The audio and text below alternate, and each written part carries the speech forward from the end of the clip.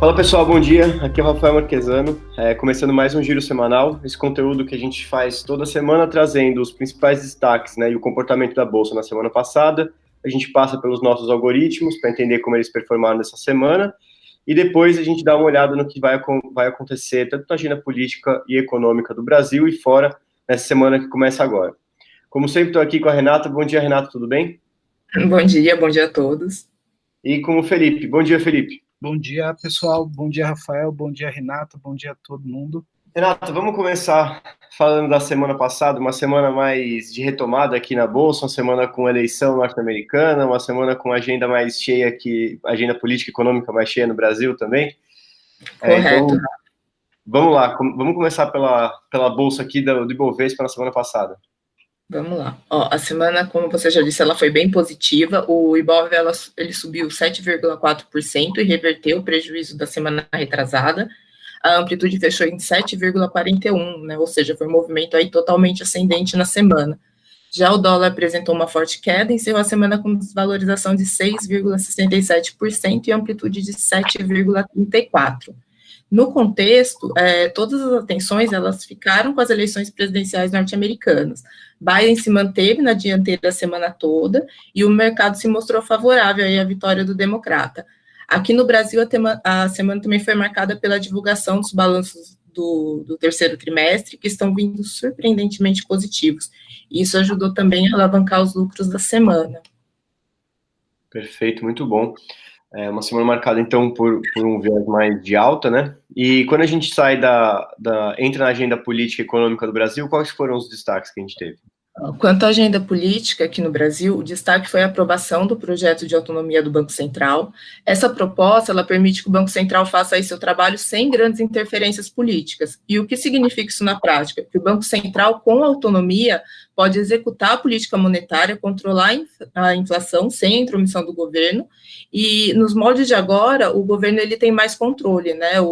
Tanto é que quem escolhe o presidente do Banco Central é o próprio presidente da República. O projeto agora vai para aprovação na Câmara e a gente espera que seja aprovado logo, porque é algo que dá muito mais credibilidade para o sistema e segurança para os investidores internacionais investirem aqui no país. No âmbito fiscal, o governo vinha debatendo com sindicatos uma proposta de pagar mais 2 parcelas do seguro-desemprego para as pessoas demitidas durante o pico da pandemia. Essa proposta ela foi analisada na reunião do Conselho Deliberativo do Fundo de Amparo ao Trabalhador, que é o FAT, e essa reivindicação não foi aceita. O FAT entendeu que isso não é viável para as contas públicas agora e que esses trabalhadores que seriam contemplados, né, já haviam sido beneficiados com outros auxílios. O impacto estimado, caso o pedido fosse aprovado, seria de 7,3 bilhões de reais. E, então, nessa, o governo ele saiu vitorioso, mas teve uma derrota na Câmara, tá? A Câmara dos Deputados, ela derrubou o veto do presidente Jair Bolsonaro, que barrava a prorrogação da desoneração da folha de pagamento de 17 setores da economia. A desoneração, Rafa, ela permite que as empresas desses setores possam optar por contribuir para a Previdência Social com um percentual menor que os 20% do recolhimento obrigatório. Por uma questão orçamentária, o presidente havia vetado a prorrogação do benefício para o ano que vem.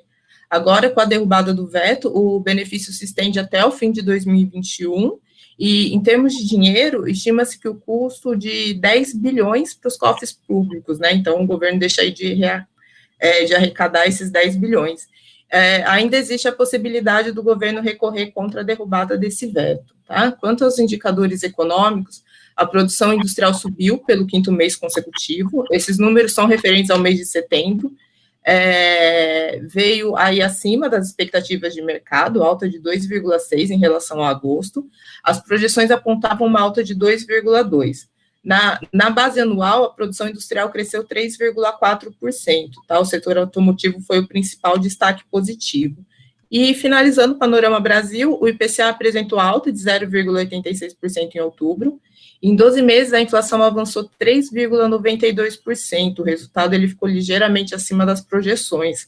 Tá? Ainda assim, a inflação ela mantém abaixo do centro da meta, que é de 4%, e o que mais pressionou a inflação esse mês foram os preços de alimentos e passagens aéreas. Muito bom. Novamente, né, Renato? A questão da inflação sendo pressionada pelo preço dos alimentos é uma coisa que você vem trazendo a todos os giros que a gente faz, né? Toda a divulgação do IPCA, ele é o principal vilão aí, ele é o que mais puxa o indicador para cima. Perfeito. Vamos continuar acompanhando uma semana com bastante coisa aqui no Brasil e os destaques do mundo. Claro, eu acho que a gente começa pela eleição norte-americana, né? Com certeza. Nos Estados Unidos, a eleição presidencial seguiu, né, sem grandes surpresas. Biden se manteve na liderança ao longo da semana. O futuro presidente dos Estados Unidos, ele somou 279 votos. Trump ficou com 214. Trump já disse que vai recorrer à justiça, mas, se tudo der certo, Biden deve tomar posse aí no dia 20 de janeiro de 2021. Na agenda econômica, o PMI do setor industrial dos Estados Unidos apresentou forte alta em outubro, ficou em 59,3 pontos, resultado bem acima das projeções, que eram de 55,8 pontos, tá? Na Europa, o PMI industrial também veio positivo, encerrou o mês de outubro com 54,8 pontos, tá? Números acima de 50 indicam aí uma expansão da atividade econômica. Ainda na Europa, as vendas no varejo da zona do euro caíram 2% em setembro, a expectativa era de queda de 1%, tá? Então, na base anual, o crescimento foi de 2,2%, veio abaixo das estimativas, que previam um crescimento de 2,8%. E, voltando para os Estados Unidos, tivemos os dados do payroll, que mostraram a criação de 638 mil postos de trabalho em outubro, tá? A expectativa era que a folha de pagamento aumentasse em 600 mil, a taxa de desemprego caiu de 7,9 para 6,9. Esses indicadores, eles vieram positivos e melhores que as estimativas, mas essa foi a menor abertura de vagas desde o mês de maio, então isso já acendeu o alerta aí de uma possível desaceleração da recuperação econômica dos Estados Unidos. Perfeito, então isso eu acho que acaba refletindo um pouco dos números que a gente teve aqui, né, Renata? É onde eu jogo a bola para o Felipe. A gente teve uma semana com Ibov fechando positivo em 7,4, o dólar recuando em 6,67 pontos. Nesse cenário, Felipe, por onde a gente começa aqui nas nossas estratégias? Vamos seguir o padrão, vamos começar pela carteira de ações, TM, né? A carteira ela rendeu positivo em 2,32%, né? Esse é o método quantitativo, ele busca descorrelacionar, né? A análise fundamentalista com a análise quantitativa, né? Elas são descorrelacionadas. E aqui o que acontece? Em momentos de grande perda, a gente se defende muito bem. Em alguns momentos de grande alta, a gente não rende tanto. Então, a gente entregou 2,32%, é um rendimento ainda um pouco tímido, mas positivo para essa semana.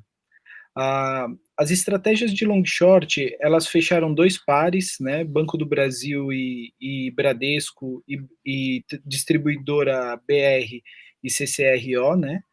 Eles fecharam os pares de forma positiva na semana passada, e eles renderam dentro do cérebro 0,79%. Então, as duas estratégias da TM de ações, elas renderam positivo, né? Já as estratégias de day trade, que operam mini índice e mini dólar, eles renderam negativo.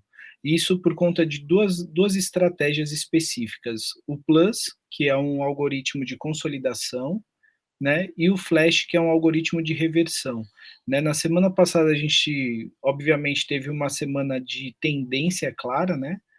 Então, o Destiny e o Spark que tiveram um rendimento positivo, porém ainda não suficiente para superar o negativo do Plus e do Flash. Então, os algoritmos de day trade, eles performaram negativo, tá certo? Perfeito. Indo para os portfólios, né? Assim, só para fazer um wrap-up, que a gente fala da carteira TM, a gente sempre traz dizendo que ela é descorrelacionada e funcionou, né, Felipe? É uma coisa que a gente tem um trabalho sempre de fazer melhorias para que a gente identifique essa oportunidade para absorver mais os ganhos, mas de forma geral, isso aqui está contento, né, de acordo com o que estava previsto, e inclusive os algoritmos de day trade, puxando já a questão dos portfólios, já também era esperado um retorno à média dos portfólios de day trade, não é? Por causa dos resultados da semana passada, não é, Felipe? Exatamente, né? A semana passada a gente teve rendimentos muito bons, né? Nós tivemos um dos portfólios, perdão, entregando mais de 8% e um dos algoritmos entregando 9%, né? Então aqui era esperado pelo retorno à média ter esse prejuízo, né?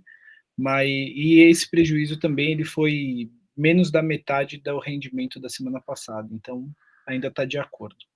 Perfeito. A gente viu aqui no portfólio de 10K, de 10 mil reais, que é o portfólio que tem menos volume financeiro, portanto, menor diversificação entre os algoritmos de day trade, ele fechou em menos 5,35%, e no de 20 mil, que tem o dobro, né, ele tem mais espaço para poder diversificar entre as estratégias, fechou com negativo em 2,45%. Então, o algoritmo de alocação utilizou mais algoritmos e, portanto, reduziu a perda nessa semana, assim como na semana passada, o algoritmo de 20 mil, ele rendeu a metade do que o de 10 mil.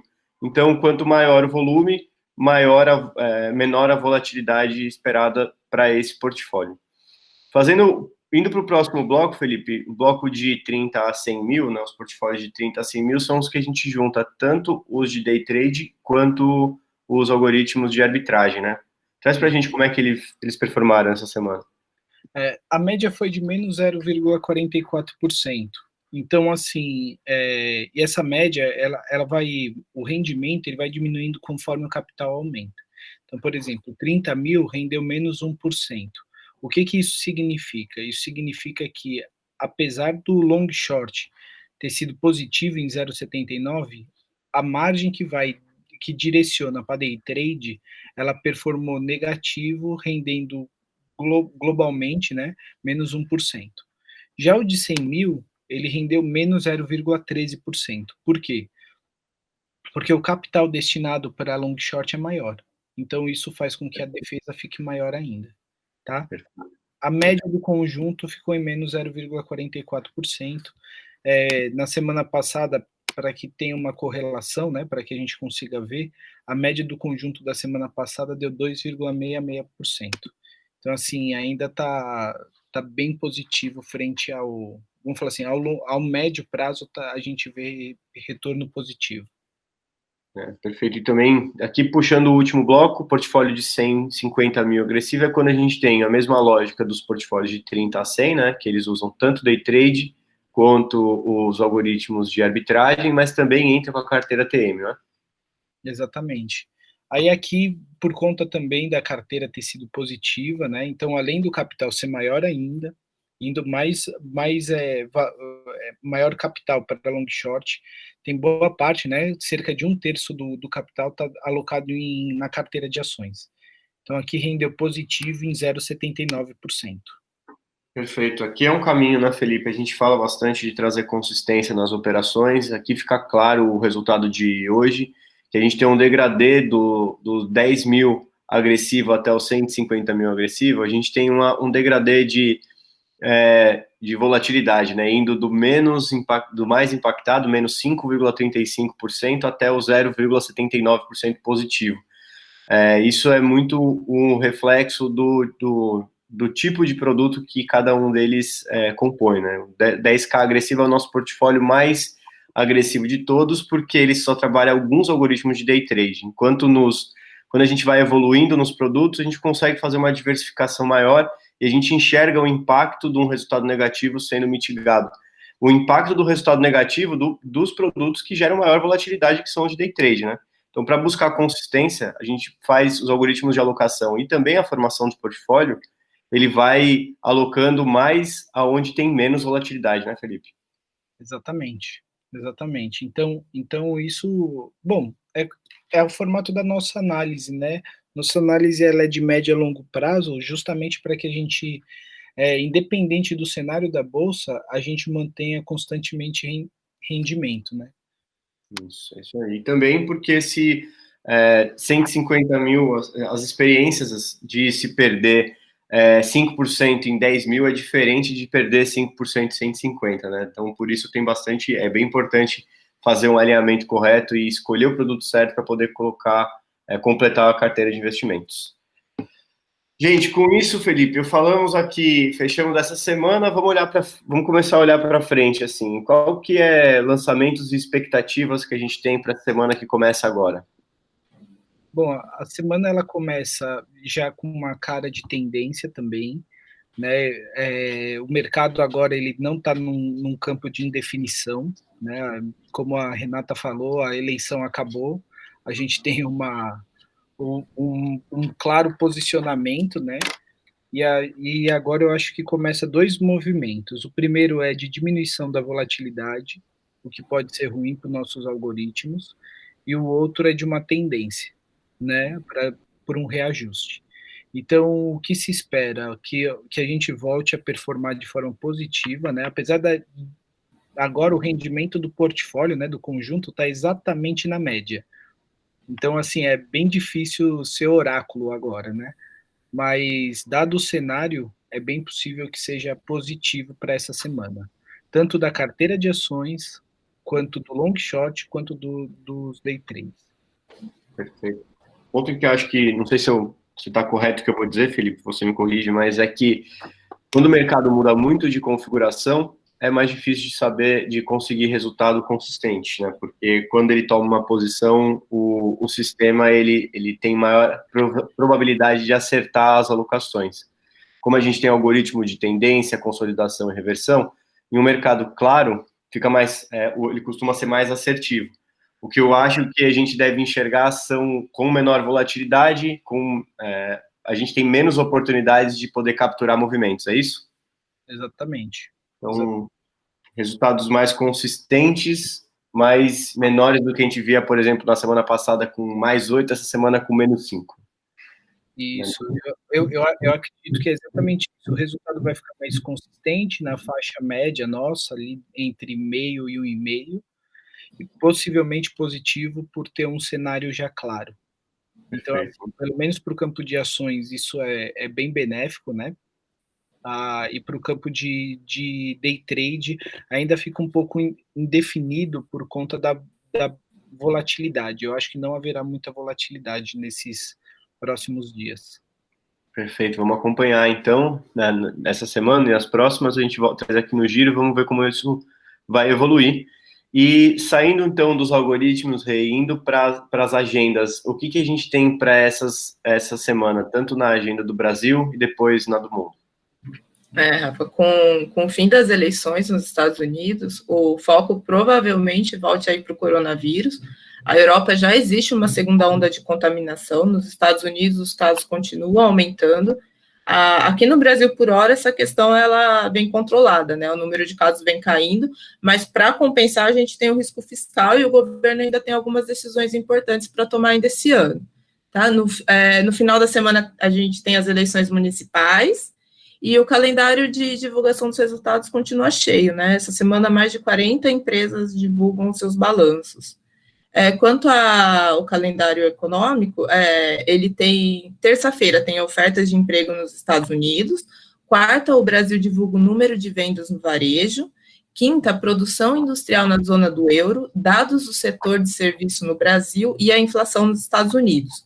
E, para finalizar, na sexta, temos o PIB e dados de emprego na zona do euro, e no Brasil tem o IBCBR, que é o Índice de Atividade Econômica do Banco Central.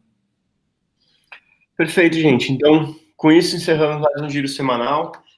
Obrigado, Renata, por trazer as informações das bolsas aqui no Brasil e fora, e obrigado por trazer também a perspectiva para essa semana aqui. Queria agradecer também o Felipe pelas informações dos nossos algoritmos e agradecer a quem está ouvindo a gente até agora e dizer que acompanhe a gente aqui na rede social ou no seu agregador de podcast, porque toda semana a gente traz esse conteúdo e, eventualmente, se acontecer alguma coisa, algum caso extra, a gente volta para fazer um episódio a mais e cobrir caso haja necessidade, beleza? Gente, queria agradecer de novo. Obrigado, Renata. Obrigada, boa semana a todos. Tchau, tchau, Felipe. Tchau, tchau, Rafael. Tchau, tchau, Renato. Obrigado a todos.